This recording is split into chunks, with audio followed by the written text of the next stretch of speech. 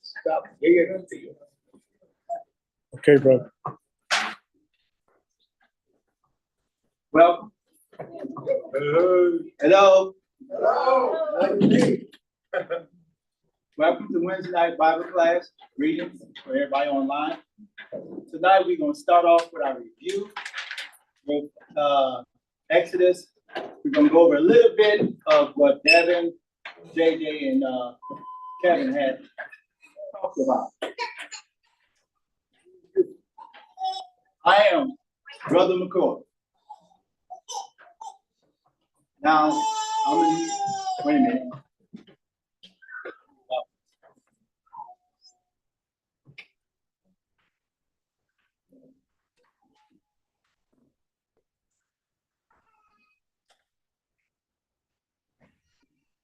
Now, we already went through in Exodus over the plagues.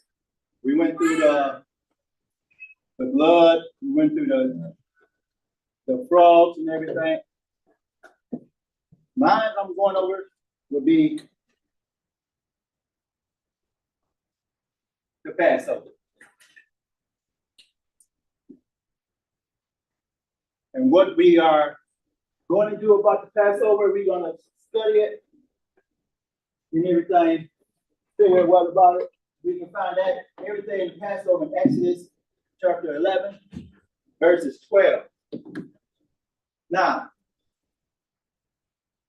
in Exodus chapter 11, verses 1 to 10, we see as God, in this chapter, God is speaking to Moses. And he's speaking about the 10th plague. Now, this is the one that he's going to tell them. Now, this is nothing that happened yet, but it's going to happen. He's telling Moses, this is about to happen. And this is what you need to do, or what's going to happen. In Exodus 11, chapter 11, verses 4 through 8, now God telling Moses, the death of the firstborn of the people, livestock in Egypt will die. Now, here's the thing about this. If you are protected by the blood of the Lamb, that's the only way you're going to survive this. That's God about to send. Any questions?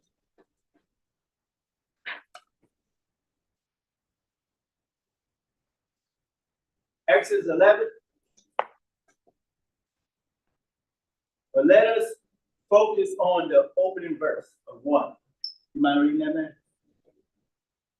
And the Lord said unto Moses, yet will I bring one plague more upon Pharaoh and upon Egypt. Now, God telling Moses, this one plague I'm going to send up on Pharaoh and Egypt. Now, all the time, God has been sending up so far 9 plagues. Now, Pharaoh said he would do it, then he won't, and he did, and he did. He kept on saying, basically, he kept on lying. He kept on saying he's going to free him. Now, God's telling Moses, this last plague that's going to come, this is going to do something. Now, let us focus on the one plague upon Pharaoh and others upon Egypt. Pharaoh sinned. Now, the Pharaoh was a leader. Because of him, the people suffered. Now we have, if you read Exodus, Pharaoh didn't care about the people that much. He didn't care at all. Every time Moses would come back and tell him God said that my people, so Pharaoh didn't really care. Pharaoh heart was so hard that he didn't care. I don't care about your people. So every time you come out, so Pharaoh heart was so he's a leader, and the people suffered for what's the thing that was going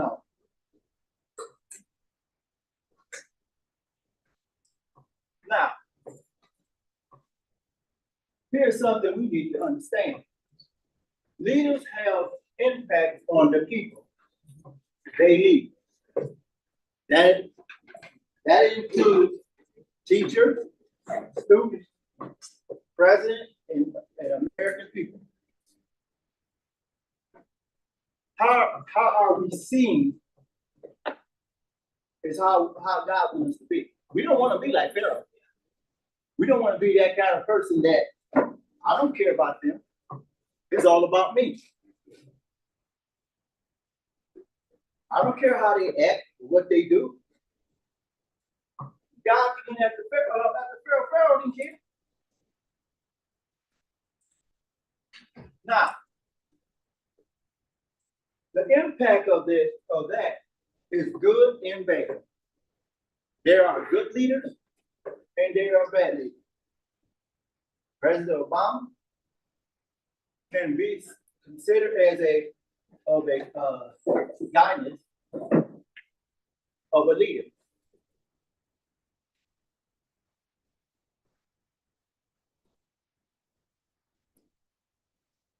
Can be the result of decisions made by a president and the people are treated. So basically, is how Pharaoh treated the Israelites is how we see how things are sometimes now. That's why God tells us to pray for our leaders. Can you go back to that previous slide? So when you say President Obama, you say the impact of people's decisions can be good or bad. Could be good or bad. So what are you saying about President Obama? I'm saying there's a lot of stuff he did too, but there's a lot of stuff he could be bad. Oh, okay. Everybody ain't gonna say he did. I would say, but on Pharaoh did everything bad. He might did good for the people he wanted to do good for, but the Israelites wasn't getting no kind of great, getting nothing from it. So, and the people are how you treat them. If you a dictator, people ain't gonna really care for you that much. Besides that, but if you're a person that trying the best to help the people out and everything, then people look at you in a different light.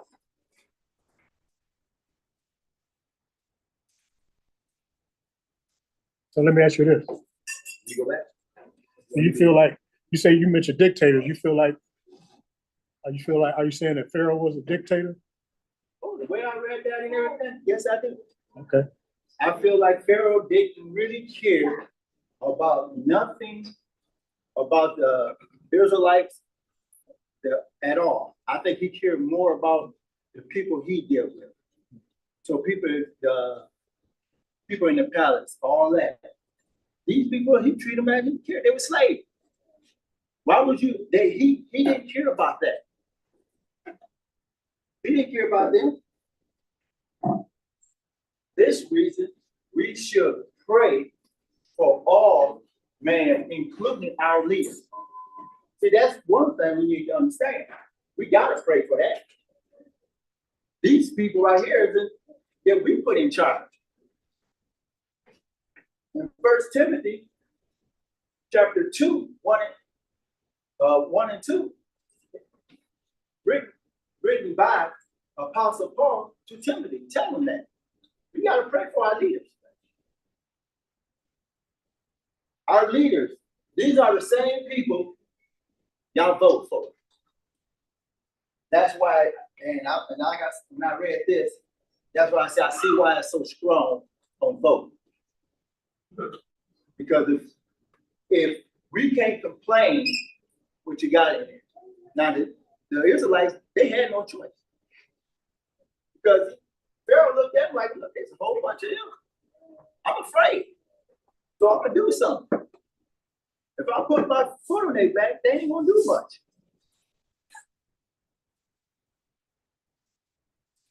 Now let's continue in Exodus 11:3. Am I reading that one? Anybody? And the Lord gave the people favor in the sight of the Egyptians. Moreover, the man Moses was very great in the land of Egypt, as the sight of Pharaoh's servants, and then the sight of the people. Now, God gave him favor inside of the Egypt. He gave him favor, but Pharaoh really didn't really care for that.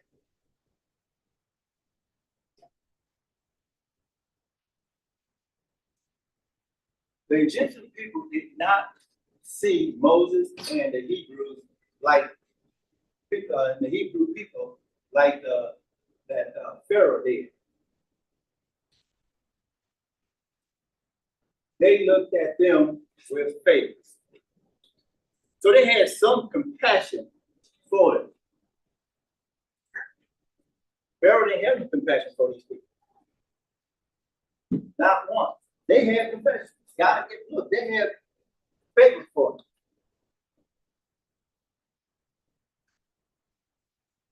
Now, we are to serve God and do not worry about pleasing man. If you look at Exodus, it's a lot of stuff there in there. God don't want us to please man. But you know what we should do? What we should is that people that look at us in favor and see us as a people of love, compassion, and full of Christ. We must stand true to God. Anybody want to read that? Political parties, Political parties, presidents. and presidents, all them is under God.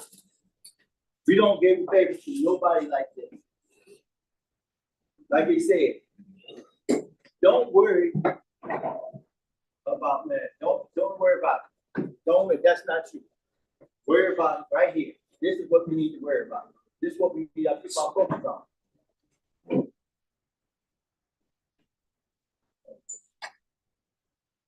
We will look, we will now look at Exodus 12 and the Passover. Anybody got any questions about the Passover or back? Go ahead. If you go back to that 11 3 verse. That's the verse. Have it up. Yeah. The Lord gave the people favor in the sight of the Lord. This was after those slaves. Right. After the Egyptians saw all that was happening to them, that God, Moses is telling them, they're witnessing all that's happening to them. They're seeing darkness in their land and not what the Israelites are. They're seeing their cattle dying, not the Israelites. That's the favor. Even though Pharaoh did, as you say, yep, he wasn't watchful as a leader, as their leader, as a righteous leader. He was stubborn and hard-hearted. But the people, God did that. Right. So what you're saying, God can give us favor in the sight of people, but it's based on how we represent him. Moses sitting back down. But right. God did it is what I wanted us to see. We don't have to try to be popular. No, we don't. That's the other bad part. We try to. No, we don't need to.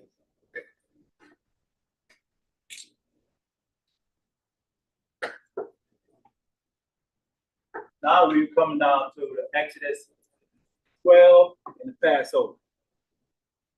Now,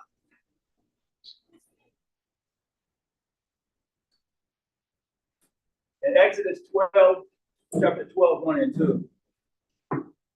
And the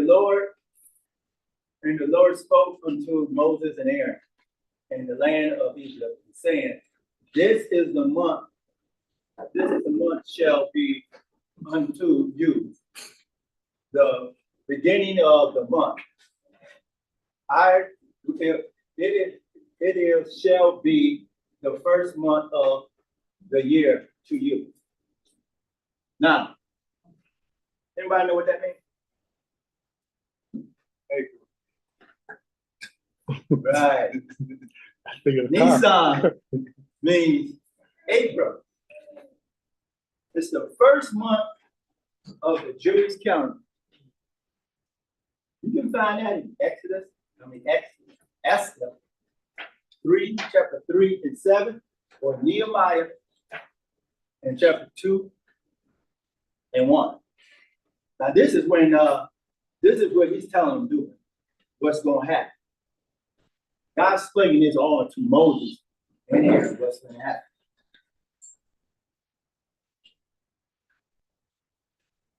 What we think about the sheep? What did he need to do to obey the sheep? What did they have to do with that? Anybody got any? What was anything they needed to do with this? What's that about the sheep? We already know what, but what was the thing they had to do? Huh? Here's one. One lamb for each house.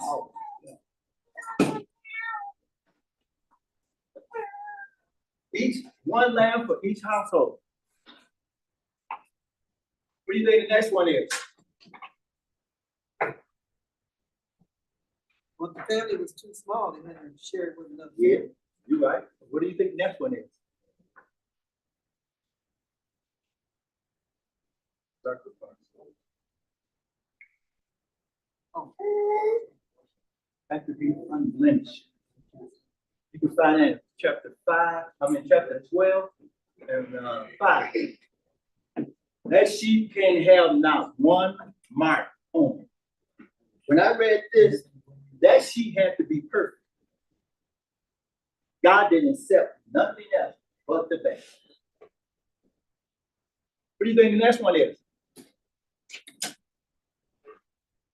Go ahead, Jackson. Go back to those blemish. Come on, my man. Yeah, I want you to, what keeps a sheep naturally unblemished? Well, that's the only thing.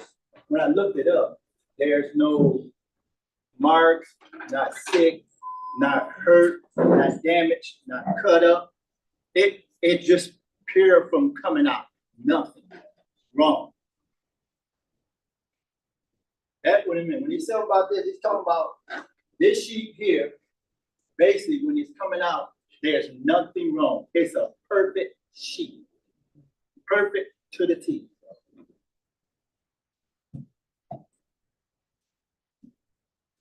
Anybody want to hit the other one? 1 year old, male. Must be a male. Let me ask you this. Why I gotta be that? I want to know. Come on. Why? What? Say it again. What? Because God said, it is a sitting up. I was wondering, why couldn't it be a female sheep? Or why can't it be a male goat?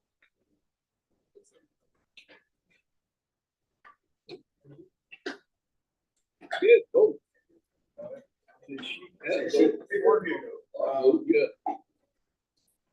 I thought in verse 5, the end of verse 5, it says, a male of the first of the year, you may take it from your sheep or from the. So I Well, I put it because they took it from the sheep. I'm stuck. Here's opening for goats. Yes. What you said the next one was, you think? What's the next one you think it is? What? It's a hold it or keep it for a certain amount of time.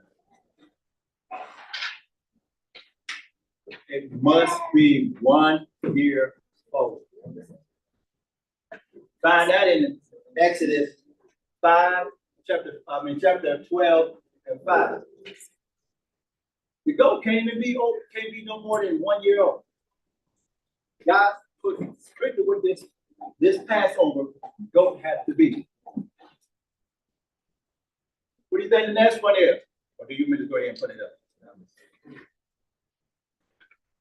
We already got one goat for a household. Gotta be unblemished. They gotta be a male, they gotta be 1 year old. What do you think the next one could be?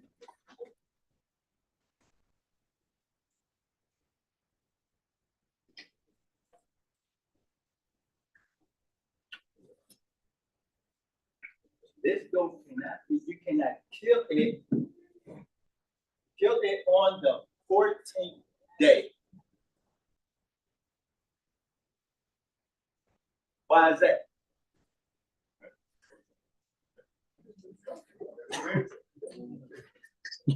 Just making sure. On the 14th day. What verse is that in? Verse, I'm gonna say verse.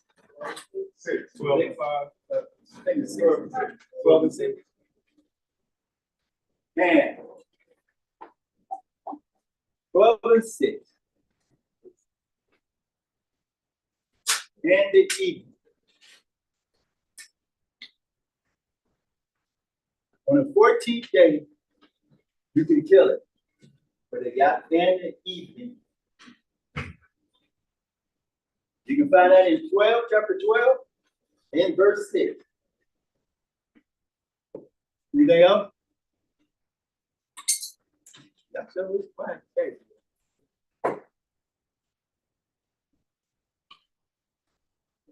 Now, this is stuff God is telling us. This hasn't happened yet. This is things He's telling us to do. On the house where you eat at, write the blood on the 2 doorposts, write the blood on top of the door. You'll find that in Exodus 12 and 7. And I'll show you, here's a picture of them doing it. Spraying that blood across there.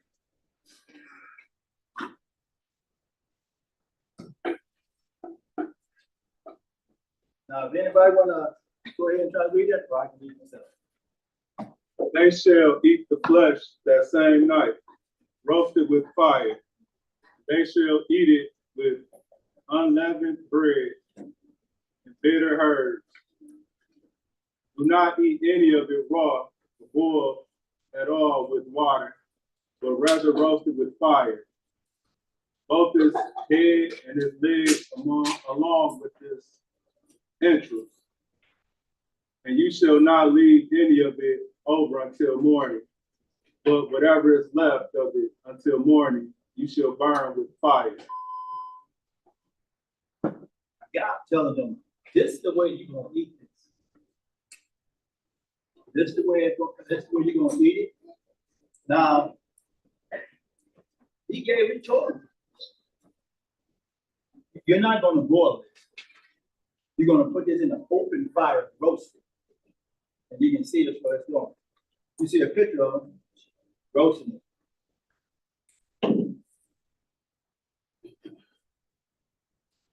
Now in Exodus 12, in Exodus chapter 12 and 11. Now here's something. God is saying, now you must eat it with your loins girded, your sandals on your feet, and your staff in your hand, and hasten, because this is the Lord's supper. Why is God telling them that? Get ready to get out. See, now, it's like if your house on fire, you're gonna get out quick as you can, because something's coming. He's telling them, prepare to get out.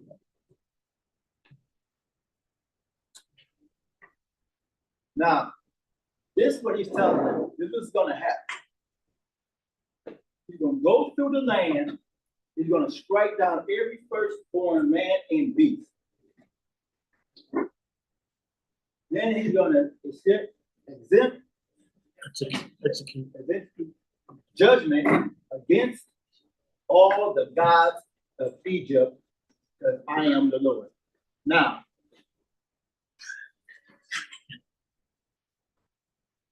this is what he's telling Moses what he's going to do. This is what he said he's going to do. What is this? Why is he attacking them? He's telling them, I'm going to check your gods. I'm gonna show you, your guys have nothing on me. All of this. Now, we coming down to the part. In Exodus 12 and 13. Your blood is a sign. What is that sign?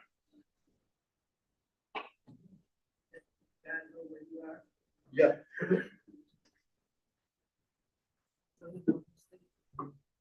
Ain't the blood a sign? Ain't that a sign that when the angel of death comes, he's gonna pass over your house? He's telling them this. This is what you're gonna have to do to avoid getting kicked. So I'm telling you, you take that sheet, like I said, and you spread it on the post of your door and on the top. So when the death angel comes, he'll see this and pass back. Now anybody, and here's the thing. Anybody who don't have it, guess what? Your firstborn died. Doesn't matter what it is.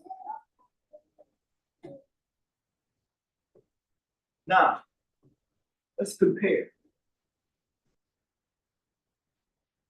The Israelite had to stay in the house to be protected by the blood of the blemished lamb. So you know what he's telling them? You want to be protected? Don't go out that door.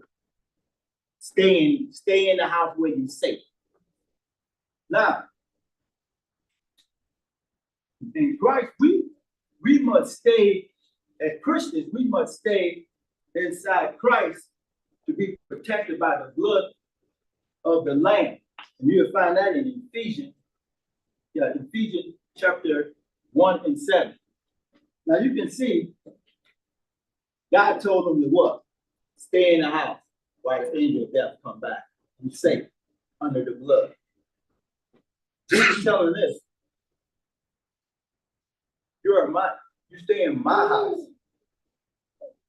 You're my Christian. You stay under my blood and you protect it. Now, if we are outside of Christ, are we protected? We're not protected at all. Just like here.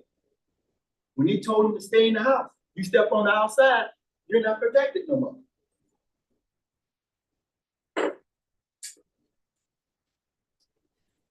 The Passover in Exodus 12 and 14. The day will be a remembrance through the generation. Why God wants them to remember this? Why? Because God's going to do something that he wants them to remember. After the Passover. So he wants them to remember. The Lord's Last Supper, we find in 1 Corinthians chapter 11 and 24. Jesus wants us to remember. Remember Christ through all time. You can see God wants them to remember what's going to happen. And I want y'all to do this through your generation. Jesus telling us to remember this through all time. Now, here's what I want to know. This came when they was back in the Exodus and everything. You want us to remember. Is that us now? Passover, no. No. What we under now? Christ. Right. We remember this. But just as they remember that, they had to do it here. They remembered it because God delivered it. And Jesus is our deliverer. Now, the rules of obeying the Passover yearly in Exodus chapter 12 and 15 and 20. Now, on the first day of the year, they was removed the leaven from their house. On the seventh day, they eat unleavened bread, beginning on the 14th day.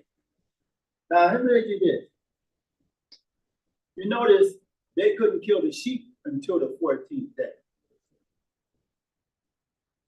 And they can't begin eating unleavened until the 14th day. Why is that?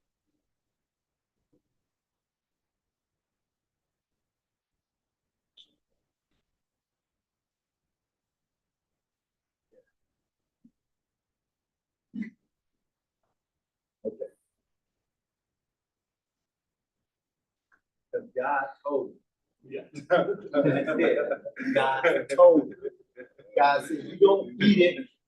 And listen, here's the thing. He told them, you take it out on the first day, you remove it on the first day of the year, you remove it out your house. God told you. On the seventh day, you eat unleavened bread beginning on the 14th. Now, here's something else. If you don't pay attention or don't listen to them, whoever disobeyed is cut off. God didn't play no more. Go ahead. Before you jump down to 15, earlier you asked, why, 14, you asked why would it be aborted? Say it again. You asked why would the Passover be aborted? As it said in verse 14, I'll make it aborted. From what I'm seeing, even where we're dealing 15 through 20, up until this point, nothing was necessary by the obedience of the Israelites. God protected them. He gave them light when he didn't give their people light. He made sure they didn't get affected by the different plagues. But this, once we get to this version, now we start looking at obedience for protection. Not just because you're under my name, but because you're under my name, hear my voice. I can't speak on why it speaks on 7 days, 14 days, none of that. I just know he gave an instruction that you do it. Either he was going to die, he was going to cut off. But I noticed that memorial was there because it also stated in verse 12 that I'm going to strike the firstborn and all the gods of people. So whatever powers that everyone believed was there, this will be a memorial for anything. And kind of the contrast you're giving on that, I see that the same now. It's not the same as Passover, but whatever issues or powers, as we know, Jesus defeated in death, I'm going to strike those who obey me. It's what keeps being played out as a reason. In my opinion. Okay. Anybody else? Any questions? Go ahead. Now the question is, we just memorial by doing, obeying and keeping what God said. You remember? Yeah. Is that simple? They remembered to do this. It came with it. That's what became a memorial. It's the way they did it. It had to be done that way, and they remembered it every year. That's from then to even some Jews today. But it keeps it on your mind. That's the thing. They didn't have God. He delivered them. Now he set a memorial so they will always remember and know in their mind that God keeps going to and will deliver them. Hadn't done it yet. Not yet. We're reminded. I think when it comes to God making it a memorial, memory makes us, I think especially with God, have faith. It keeps us related to the events. And so God does this remarkable thing for them and basically shaming and destroying the Egyptians. And that's how they're able to, I think it's part of the process of us, even for today, remembering God and to call God, especially in times of trouble. You know, if we remember the things that happened and the way God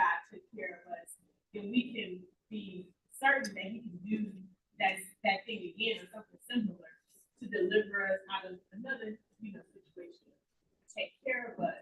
And so I think when it comes to the memorial, it helps us to have faith. It increases our faith and it restores our faith and it helps it to remember.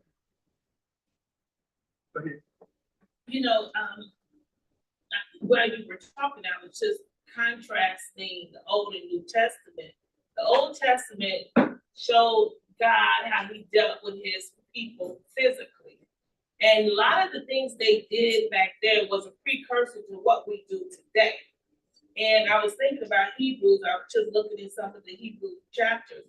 So when you talk about the Passover, we know that was like after Pentecost, the day of Pentecost, right?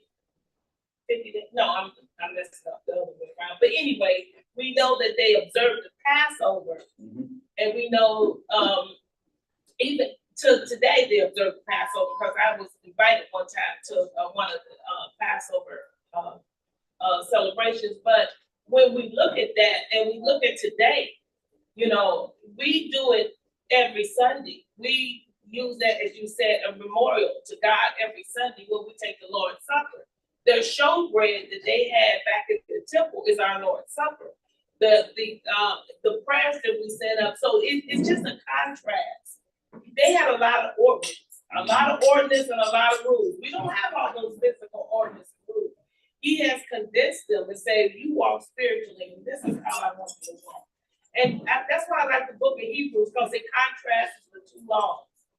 And you can see what they got in trouble with, and their disobedience. He's forewarning us today. Same things can happen. So I know it's not really talking about the first day of the year and all this, but it just, I was thinking how it just goes together. What you see them do physically, today we do it spiritually. Okay.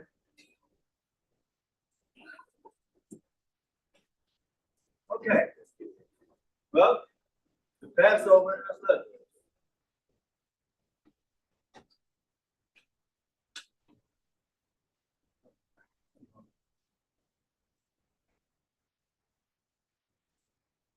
Okay, now you can see Moses called the elders. Now he's calling them up. He's telling them what God told him, what they need to do. He said he got them all together, told them about they need to have a sheep with 1 year, no blemish, no nothing. No, this sheep had to be perfect. Now we haven't got to this part yet. In this part. Now we're going to go over on. Now, then the sons of Israel said, went and did as just as the Lord commanded Moses and Aaron to do. So now they're going to do this now. They're sacrificing, they're putting the blood on top of on their door panels and on the top. They're doing all this now. Now Moses telling them what to do. Because something's gonna happen that's gonna change a lot. Now, we're going to Exodus chapter 12 and 29. Now, it became at midnight, the Lord struck all the firstborn of Egypt, even the firstborn of Pharaoh who sits on the throne, the firstborn, the one in captive and dungeon, and every firstborn of the captive. Now God doing this right now. Now he's striking this down, showing Pharaoh, I'm just going to do this. Now, I went after your gods, showed you that your gods can't do nothing at all. But when I read about this in Exodus, and I read about the first king, how the first king wanted to kill every firstborn, and he tried to have the maid throw them in the river and stuff. It seemed like God said, you want to do this, I'm gonna go after your gods, and I'm gonna show you something.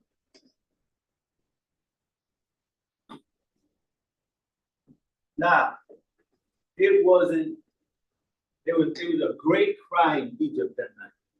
There wasn't a house without the blood on the door panel that wasn't a death. Can you imagine that, a whole land of death? Can you imagine that? Now, this is something that is kind of, when I read this and seen it, and I thought about it, this is a whole city or a country that where the blood wasn't there, there was a death in each house. Doesn't matter what it was, from a cattle to a person to what, there was a death. And the cry went out. That means you can hear everybody in that land screaming and hollering and crying. That's like everybody in Bloomfield and Pontiac screaming and hollering at the same time.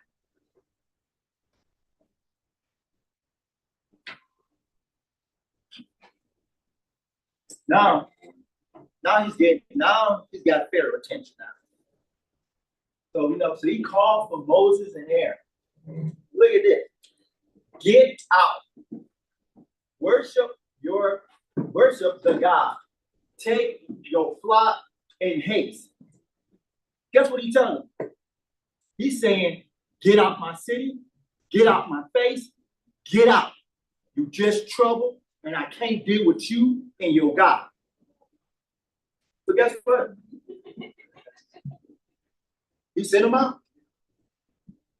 He asked it, yeah, he wanted them out the city. So, guess what?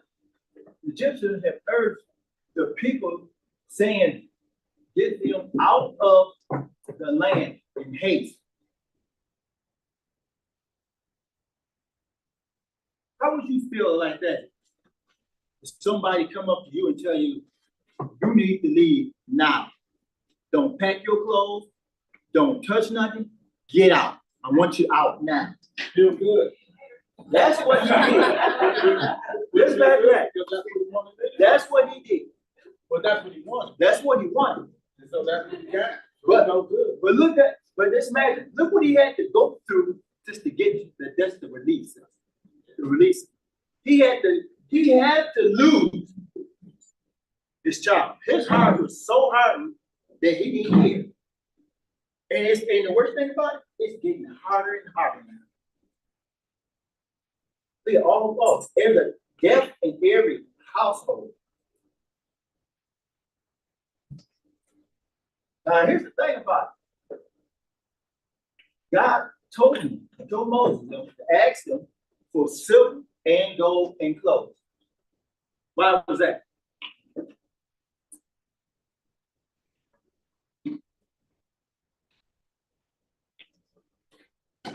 Why God told him, and look, and the Lord that had them ask them. Go ahead. Go ahead. Because he's gonna put it in the tabernacle. They're They're gonna use it in the tabernacle when they erect the tabernacle. Go to rent the tabernacle and worship God. They didn't have anything because they were slaves. So this is providing them what they're going. God provided them what they're going to build for Him from the people that were oppressing them. And the mighty God. Okay. Go to chapter 4. Those who read ahead. In chapter 4, God said, when you leave, that these same Egyptians will give you their silver and gold. When you leave, showing that they're not going to leave at the end. So essentially, it's also showing the answer to the promise that He gave them.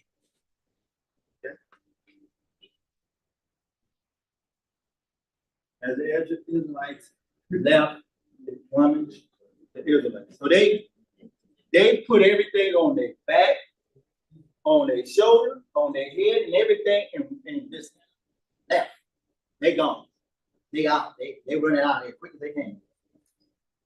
But you know what? The 10th plague broke Pharaoh. Of all the plagues, Pharaoh did not bend down to nothing. He wouldn't. His heart was so hard, he said, I don't care. Bunch of flies, who cares? Darkness, it's gonna be light again. Cattle died. Oh, well, guess what? Go ahead. Do you think it was a combination of all of them put together that now just draw the broken camel's back? Or do you think, if that 10th plague was done first, Pharaoh would have let him go? What's your thoughts on that? Well, my thoughts on it, that God wanted to show Pharaoh that his God wasn't enough. No, but I think he deliberately tackled my the question gods first. My question was, you said, Pharaoh changed his mind on the 10th plague. My question is, do you think it was a combination of all the plagues put together, and the 10th plague, being the one that broke it, was the straw that broke the camel's back? Or do you think if the 10th plague would come first and Pharaoh would have let the people go? Do you think it was all of them put together, or just the 10th one that caused it? Well, Now, I know you don't know the answer. Well, no, I wouldn't know what your thoughts are. my thought is, the 10th plague broke Pharaoh. That's I right. think That's right. from 1 to 9, his heart was so hardened, he didn't care. So God knew that. God saw it. So he said, if he telling Moses, this gonna break. Because you see, everything he was attacking Moses. Go ahead. Who's that? Wait a minute. Who came first? I think that there is a combination. The reason being is God's purpose was to harden Pharaoh's heart. If he wanted to exert his full, punishment, judgment on Pharaoh. And so he went about it the way where he was allowing Pharaoh's heart to become part of his own. That, jumping to the end, doesn't necessarily accomplish that. Whereas him going through each one of those things and watching Pharaoh and watching his people not be able to replicate the miracles that Moses was doing. Like at some point they were, replicate this, like, oh, we do that too. And then it was like, okay, we can't do that. And it was like, okay, nah, this is getting a lot. We need to stop these people, let these people go. And then just watching how God was at this point, at some point, I think it was the 7th or 8th plague, now God is like reinforcing and solidifying his judgment on Pharaoh so that the Israelites can see what that judgment looks like, and so the Egyptians can see. The ones that are left behind can be able to see and testify to the glory and the greatness and the power of God. And I think so. We have to go through 10 to get to the end. If we just jump to killing all the first kids, it's like, Yeah. I mean, everybody gonna bow to that, but I think we have to get to this process. Yeah, the process. I think it also shows how God works too. Like he gives us a lot of grace in our lives. He allows us to go through calamity after the calamity and harden our own hearts. And then, at some point he's like, all right, I'm gonna let you sit in this, and I'm gonna let you reap all the benefits of what you did. So I think it's a lesson that we decide, how we decide, but we also see ourselves and how we respond to God's judgment over us. Yes, I was simply gonna, that's correct. Thank you. I was gonna say, I believe his heart may have been hardened before God reinforced it. After researching Pharaoh and seeing that he did himself believe that Pharaoh is itself a God who made man. Like that position is the man version of this God that we worship. So at that point alone, if I'm that, I can't just sit back and say, because you bring something to me, okay, yeah, I'll listen to it. Like, no, I am this thing. And I'm going to show you all this thing. And God, of course, broke with all of what he has. And that was the plan from the beginning. But to answer the Lord, I do believe the temple was broken with mixed brand. Because he was going down the line of all the other guys did anyway. So it's like, I already hit all the other ones. Since you think you are this thing that represents me, I'm gonna hit you where nobody can hit, where none of the guys who ever worship shadow this. And then you go, even after I did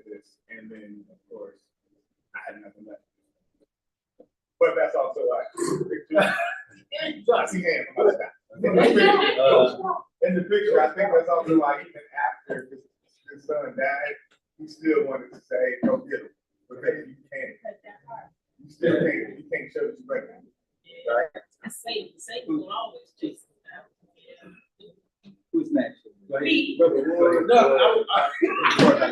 Go ahead. Go ahead. Now, go ahead, brother. I was just gonna, I think on the same path. I believe that was a knockout blow, like in boxing, somebody moves it, and then they come with a haymaker and knock them out. If you remember, one of the players, he kept changing his mind too, like, I'm gonna let him go, then he'll change his mind, eventually, this was just a knockout blow, in my mind.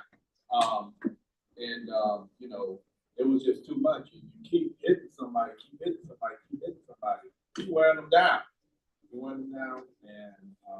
But I don't, like I said, nobody knows the answer, but in my mind, it was a combination of all that coming together to work God's will, because it was his plan. But I think it was all that coming together, and that was just a knockout blow, like, they can't take no more. Because remember, his people came and said, how long are you going to let him torture us? It's official. Like, enough is enough. And then he said, okay, but then he wants to start bargaining with God. You can't bargain with God. Go ahead. Who's the next? God, I'm done. I said more than what I need.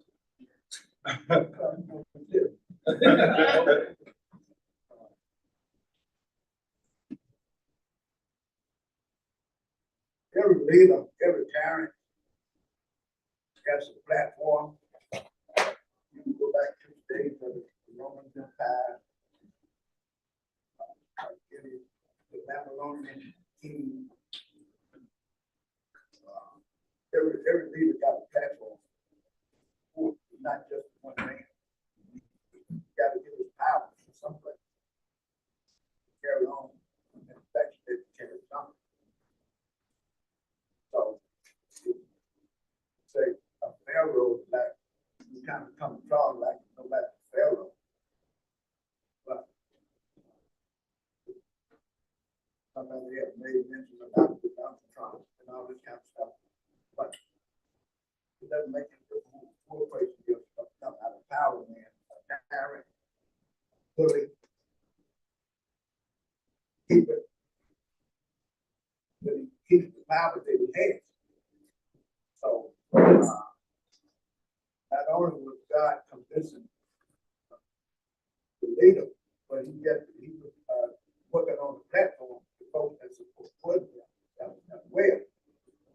So, when a tyrant, a bully, see that he's losing his power, the people, platform, he's done anyway. He got such enough to see that anyway. So, but God, of course, God had this, he knew what he was doing all the time, like he does today. And, to make it, I'd like to make a everyday application to this. When we look at the whole chapter of Exodus chapter 12, it's obvious that everything in there is pointing to Christ anyway. In the combination we made, we pray to help we become union and all this, right? Get out there. It's obvious that we can see that. But get back, I'm just kind of piggyback with water. So God has a way, and we should learn a lesson today for us that we shouldn't support bullies within that house of gold. Because not only is God going to deal with the bully, he's going to deal with the people that's supporting the bully of the town. And these things are happening. So that's very lesson that we can get for everyday application. That's the reason that's it. But the thing that we got that part, based upon the comment that we have, a comment for him, pointing to the community that we call it, first day of the week, this thing. We can see that all point to Christ anyway. Know that no matter what people go through, what we go through, God is real aware. It brings you right back to what Peter said, cast all your burden on the Lord. These people was trying, and we just had God, God is long suffering. He was well aware of the Israelites tried unto him anyway. But when he got ready to move, he moved. Although it's over 400 years, 430 years. But they brought a lot of that, I'm talking about the Israelites now, up on themselves for disobedience. That's another lesson that we can learn, get from these very studies in Exodus. Okay.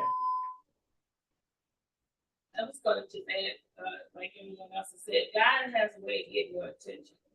When he wants your attention, he can get your attention. And it's a process, as everyone has said, from the first plague to the 10th. But it's kind of sad as we look at our lives today that we should, when God's trying to get our attention, you know, we should not, as you were saying, harden our hearts. We should listen. And it just, he will get your attention when he wants it. And then, of course, this is the outcome of Pharaoh.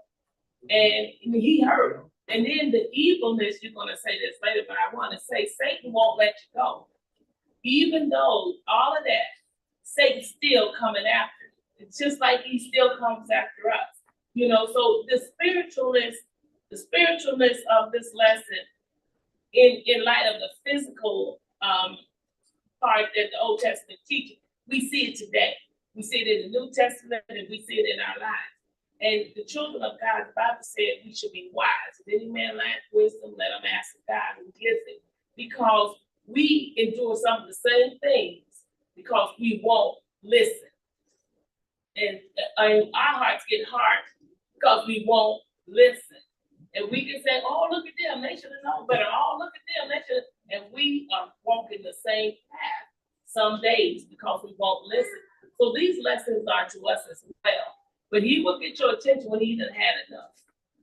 Yeah, you can see on the current play,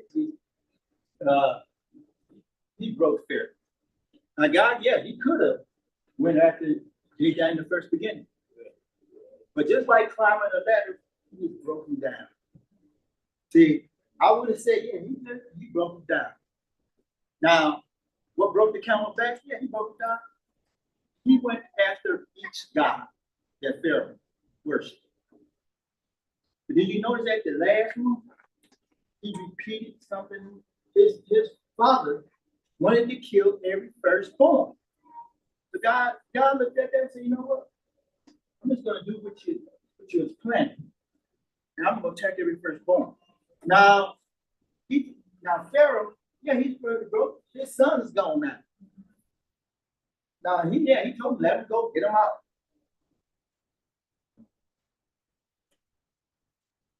Now, God people assembled and they stopped for their journey. They finna leave. They getting out. Now, everything should be right, easy and right, is it?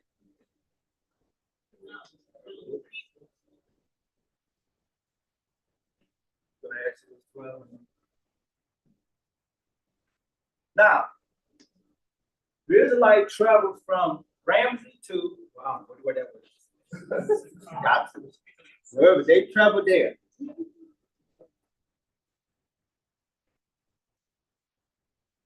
This how much, now I just took a guess and I looked at it, but how many people, how many years? There was 600,000 men who walked.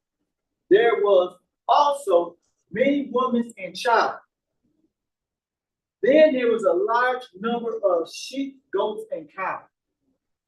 Now, could you compare how much that is? If you could, when you do something like this. This is a stadium. This stadium holds 20,000. It doesn't matter what the weather. It doesn't got the number that Moses did with.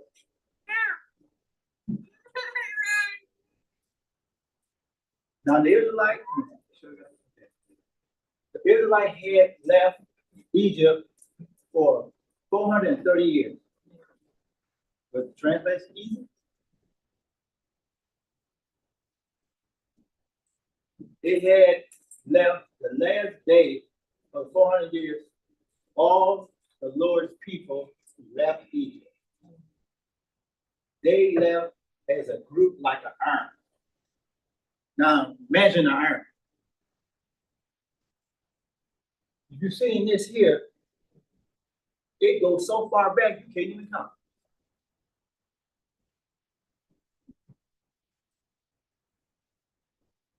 But God kept his promise to bring his people out. Do you remember when that promise was made? Anybody?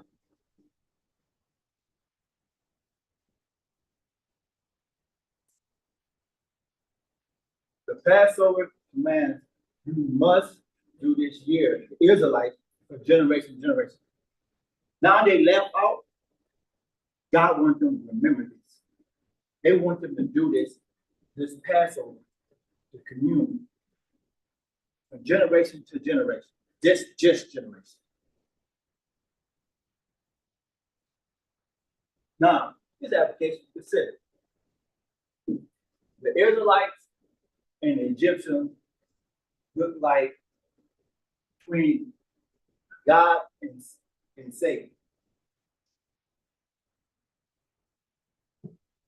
Pharaoh, evil king, enslaved people.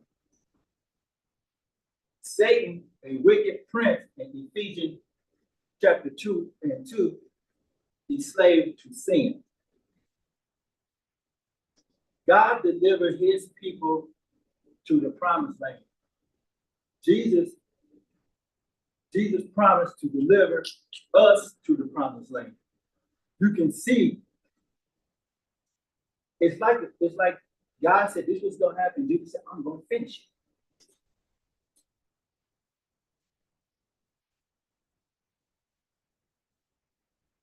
I'm going to stop right here. I don't want you to see the next one.